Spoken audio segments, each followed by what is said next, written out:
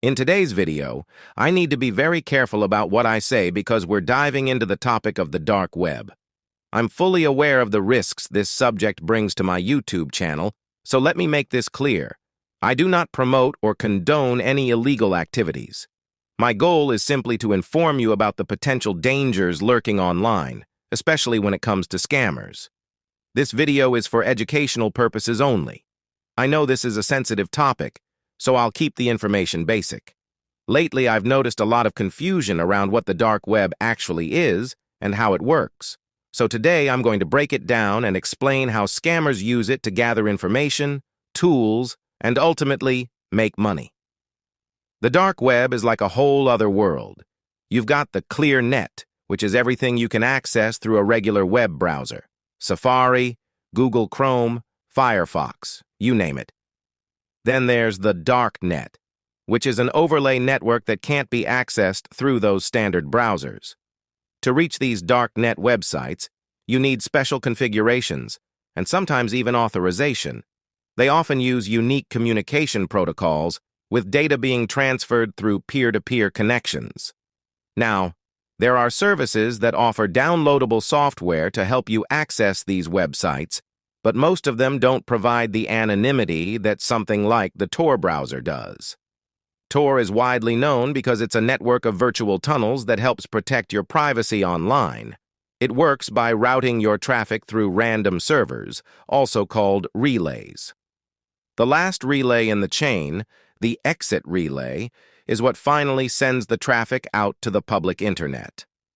This process, called onion routing, layers your data in encryption, which makes it hard to trace the source and destination of the information. People use this technology to set up websites that can only be accessed through onion routing, and these sites are often used for illegal activities, selling things like stolen credit card info, weapons, drugs, and even social security numbers. If you can imagine it, there's probably a dark website selling it. As disturbing as it is, some sites even claim to sell people, children, women, but many of those sites are actually run by law enforcement, used as bait for criminals. It's important to note that these websites are illegal to access, and if you're caught buying anything from them, you can face serious consequences. That's why people use VPNs and proxy servers to try to hide their identity when they visit these sites. But it's a risky game to play. One infamous site on the dark web is called Brian's Club, which sells stolen card and personal information. This site has been around for ages, and whoever runs it has likely made billions by now. It's crazy, but it's true. And while the government frequently shuts down illegal sites on the dark web, like what happened to Silk Road, which was seized by the FBI, there are still plenty of other sites that continue to operate. It makes you wonder, right? If the government has the power to take down these sites, why do some of them remain active for so long? Could it be that certain sites are left up intentionally? If you think about how things work, you'll start to see a pattern. Maybe some people in power are allowing these operations to continue for a reason. I'm not saying it's happening, but it does make you wonder when you see millions of credit card numbers, social security details, and even automatic weapons being sold on the dark web with little interference. Now let's shift gears a little. A friend of mine recently received an email that looked like it came from PayPal. It said their account had been temporarily disabled and there was a link to resolve the issue. The email looked legit, so they clicked the link, thinking it would take them to PayPal's site. What they didn't realize at the time was the risk they were walking into.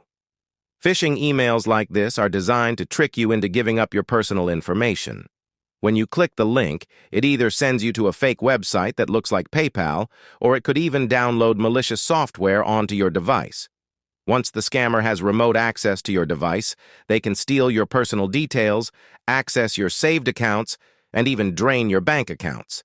They could also search for crypto wallets and steal your digital assets, or worse, plant illegal material on your device to get you into serious trouble. In this case, the phishing link took my friend to a fake PayPal login page where they were asked to confirm their card details.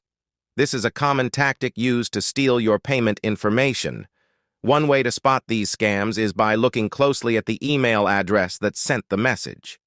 Even though the email might say PayPal service, the actual email address will be something completely random and suspicious.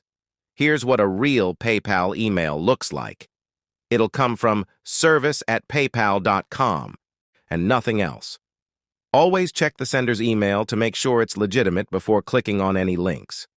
So, to wrap things up, the dark web is a massive marketplace for illegal activities. It generates trillions of dollars every year. Yes, trillions. And while we don't often hear about it, it plays a huge role in the global economy, especially in countries like the US. You have to stay vigilant because scammers are constantly finding new ways to trick you, whether it's through phishing emails, stolen card details, or fake websites. Be smart, stay informed, and always question the information you receive, especially when it comes to your personal data.